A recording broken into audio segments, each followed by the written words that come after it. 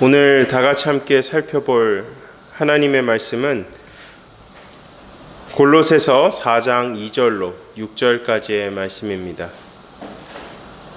골로새서 4장 2절로 6절까지의 말씀입니다. 제가 가진 성경은 신약 성경 328페이지입니다. 저와 여러분이 한 절씩 함께 교독하시고 마지막 6절은 한 목소리로 함께 합독하시겠습니다. 기도를 계속하고 기도에 감사함으로 깨어 있으라. 또한 이를 위하여 기도하되 하나님이 전도할 문을 우리에게 열어주사 그리스도의 일을 나가시기를 구하라. 내가 이 일 때문에 매임을 당하노라. 그리하면 내가 마땅히 할 말로써 이 비밀을 나타내리라. 이에 대해서는 지혜로운 며 세월을 알리라. 너희 말을 항상 은혜 가운데서 소금으로 맛을 냄과 같이 하라. 그리하면 각 사람에게 마땅히 대답할 것을 알리라. 아멘. 네, 저희가 골로새서 이제 마지막을 향해서 가고 있습니다. 사도 바울은 골로새서 1장부터 3장까지 골로새 교회, 라오디게아 교회, 히에라볼리 성도들에게 구원의 확신을 확고히 함으로 이단의 가르침에 흔들리지 말 것을 권면하고 있습니다. 그리고 우리가 읽은 골로새서 4장 2절에서 6절의 말씀은 1장과 3장까지의 말씀을 짤막히 요약한 내용입니다.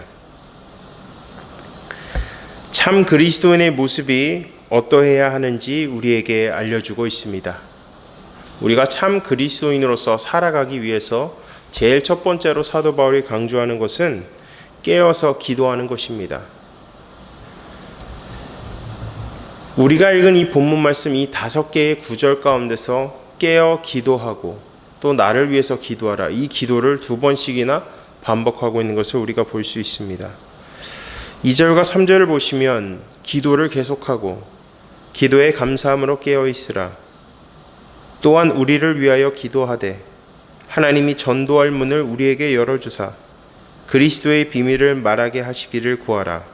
내가 이 일 때문에 매임을 당하였노라. 2절과 3절 이 초반에서 사도 바울이 기도의 중요성을 강조하고 있습니다.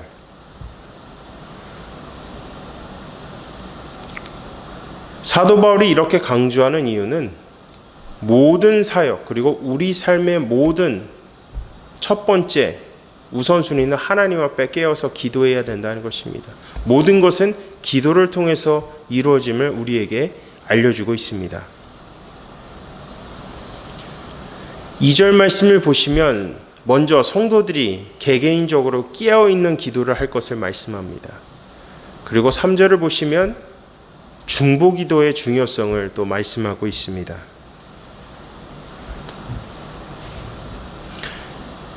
2절의 말씀을 우리가 보시면 시작할 때 기도를 계속하라. 이걸 헬라어 원어로 살펴보니까 끈질기게 지속적으로 기도하라는 것입니다.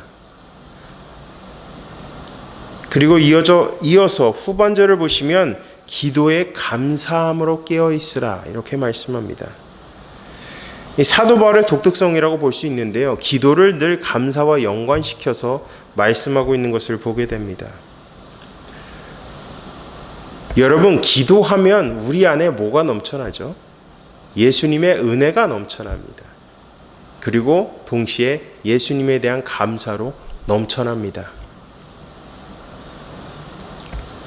참 무가치하고 보잘것없는 존재에게 은혜를 주신 것에 대해서 감사, 또 주의 뜻을 이루기 위해서 우리에게 새로운 날을 주신 것에 대해서 감사, 새 호흡을 주신 것에 대해서 감사, 새 은혜에 주신 것에 대해서 감사. 기도하면 할수록 은혜와 감사가 넘쳐난다는 것입니다. 이 은혜와 감사는 서로가 연결되어 있는 것을 우리가 볼 수 있습니다. 은혜와 감사와 동시에 기도는 우리에게 능력을 부어줍니다. 아멘이십니까 여러분? 하루를 올바르게 주의 뜻대로 살아갈 수 있는 능력을 우리에게 부어주고 있기 때문에 사도 바울이 계속해서 기도하고 감사함으로 깨어서 기도하라고 말씀하고 있습니다.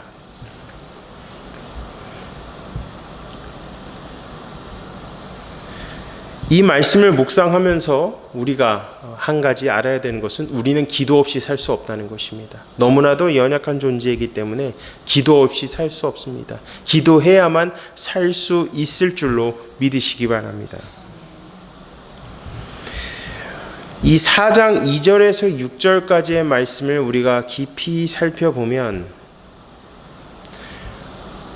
참 그리스도인이 깨어서 기도해야 되고 또 올바른 방향성을 갖고 기도하며 살 것을 말씀하고 있습니다. 이 기도라는 것은 우리의 축복만을 위한 기도가 아닙니다. 그것이 우선되어서는 안 됩니다. 제일 우선적으로 우리가 주님 앞에 기도로 올려드려야 되는 것은 나를 통해서 이루시고자 하는 하나님의 뜻을 구하고 또 하나님의 뜻을 이룰 수 있는 능력을 나에게 달라고 기도하는 것. 그리고 우리 주변에 주님을 믿지 못하는, 주님을 알지 못하는 형제 자매들을 놓고 그들을 위해서 기도하는 것. 이것이 우리가 우선적으로 하나님 앞에 기도드려야 되는 것입니다. 나를 위해서 기도하는 것이 아니라 하나님 나라를 위해서, 우리 주변 형제 자매들을 위해서 기도할 것을 본문 말씀 가운데서 우리에게 말씀하고 있습니다. 또한 공동체가 복음의 진보를 이루기 위해서 생명력이 넘쳐나게 해달라는 기도, 복음의 진리를 수호하기 위해서 하나님의 전신갑주를 입게 해달라는 기도를 하나님께 올려드려야 합니다. 지금 제가 말씀드린 내용들이 3절과 4절, 5절, 6절 이렇게 기록되어 있습니다. 3절을 보시면 사도 바울은 자신의 옥중에 있으면서도 예수 그리스도의 복음의 비밀을 전할 수 있도록 중보기도를 요청하고 있습니다. 사도 바울에게 있어서, 그 인생에 있어서 가장 최고의 관심사는 복음의 전파입니다. 복음의 진보입니다. 한 영혼이라도 꼭 구원받게 해야겠다는 것입니다. 내가 주님께 오늘 부르심을 받는다 할지라도 나는 꼭 한 명을 주님께로 이끌겠다는 그 마음이 강한 것을 우리가 볼 수 있습니다. 3절과 4절 말씀을 보시면 또한 우리를 위하여 기도하되 하나님이 전도할 문을 우리에게 열어주사 그리스도의 비밀을 말하게 하시기를 구하라. 내가 이 일 때문에 매임을 당하였노라. 그리하면 내가 마땅히 할 말로써 이 비밀을 나타내리라. 사도 바울이 3절과 4절 말씀을 통해서 우리에게 주는 메시지는 내가 복음을 전하는 것도 기도의 능력이 있어야 된다는 것입니다. 기도의 능력 없이는 하나님의 비밀 대신 예수 그리스도의 복음을 선포할 수 없음을 고백하는 것입니다. 기도의 능력이 있을 때, 중보기도의 힘이 있을 때 그 힘으로 하여금 담대히 말씀을 선포할 수 있다는 것을 우리에게 말씀하고 있습니다.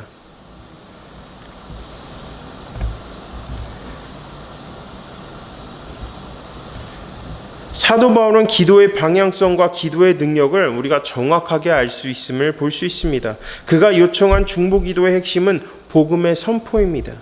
그리고 그리스도인들은 합심하여 함께 예수 그리스도의 복음이 선포될 수 있도록 한 마음으로 중보해야 함을 우리에게 알려줍니다. 이 전도할 문이라는 것은 하나님의 복음, 예수 그리스도의 복음을 선포할 수 있는 상황과 환경의 문이 열리게 해달라는 기도입니다. 상황과 환경의 문이 열려서 복음을 선포할 수 있게 해달라고. 근데 여러분, 사도 바울이 지금 어디에 있죠?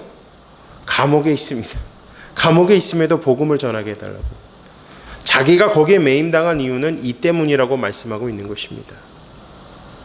그 상황 속에서도 나의 목숨을 구해달라고 기도하는 것이 아니라 한 영혼이라도 나를 통해서 복음을 전하게 해달라는 이 열정이 있는 사도 바울의 모습을 우리가 도전받아야 되는 것입니다.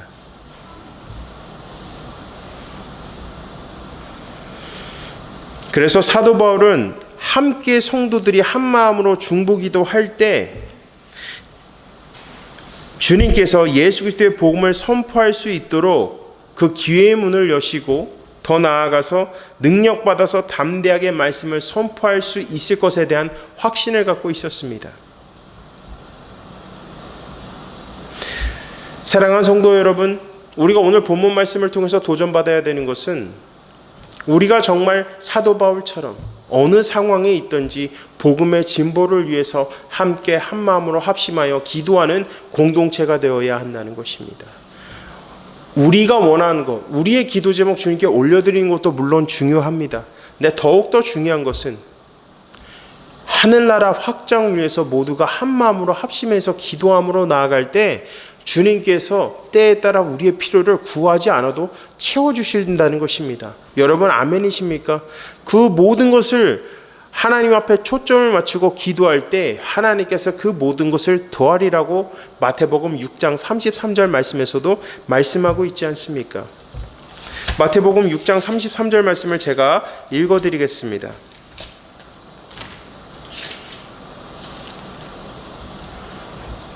그런즉 너희는 먼저 그의 나라와 그의 의를 구하라. 그리하면 이 모든 것을 너희에게 더하시리라.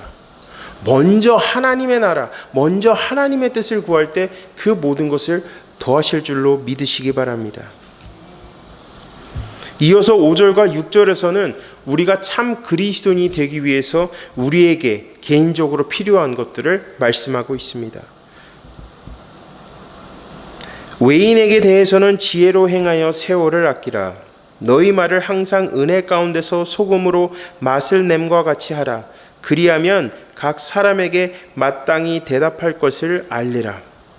기도할 때 알 수 있다는 것입니다. 기도할 때 비그리스도인들, 이 외인들이라는 것은 주님을 알지 못하는 영혼들입니다. 주님을 알지 못하는 영혼들에게 덕을 보이는 모습, 또 그들에게 올바른 말씀을 할 수 있도록 주님께서 지혜를 부어주신다는 것입니다. 그만큼 기도가 중요합니다, 여러분. 지식은 우리가 습득할 수 있죠. 근데 지혜는 우리가 무릎 꿇고 기도하지 않으면 절대 얻을 수가 없습니다. 세상이 주는 지혜와 우리 주님께서 주는 지혜는 차원이 다릅니다. 무릎 꿇고 기도할 때 우리가 깨닫지 못했던 지혜를 주님께서 우리에게 부어주심으로 그 때에 따라 그에 맞는 말을 할 수 있도록 우리를 선한 길로 인도하신다는 것입니다. 말 한마디에 영혼이 살고 죽고, 우리의 말 한마디에 영혼이 살아날 수도 있고 영혼이 시험받을 수도 있습니다. 그렇기 때문에 깨어서 기도하는 자는 말 한마디 한마디 할 때 그 영혼을 살릴 수 있다는 것입니다. 여러분, 우리는 영혼을 살리는 말을 할 수 있어야 합니다. 그렇게 하기 위해선 주님 앞에 매일마다 무릎 꿇고 기도하셔야 합니다. 우리는 세상의 빛과 소금입니다. 세상의 빛과 소금으로서 비그리스도인들에게도 덕이 되는 모습을 보여야 되고, 우리에게 주어진 환경 가운데서도 성실과 최선을 다함으로 선한 영향력을 흘려보낼 수 있어야 합니다. 그 선한 영향력을 흘려보낸다는 것은 기도 가운데서 그 안에서 주님이 우리에게 부어주신 그 은혜를 흘려보내는 것입니다. 그 은혜를 나누는 것이죠. 그 은혜를 나눔으로 어떻게 됩니까? 그 비그리스도인들에게도, 형제 자매들에게도 예수님의 마음이 터치된다는 것입니다.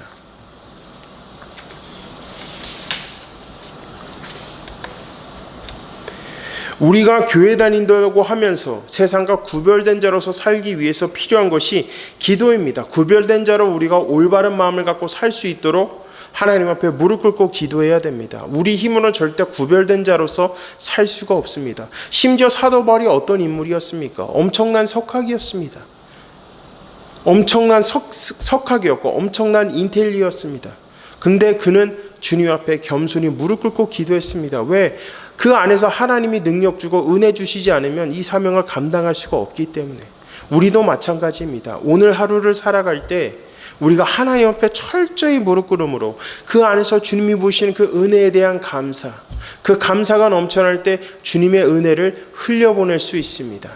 오늘 하루 우리가 주님 앞에 철저히 무릎 꿇고 기도함으로 그 안에서 부어주시는 은혜에 대해서 감사하시고 주님이신 그 은혜를 흘려보내는 하루를 사시기를 주님의 이름으로 간절히 축원합니다.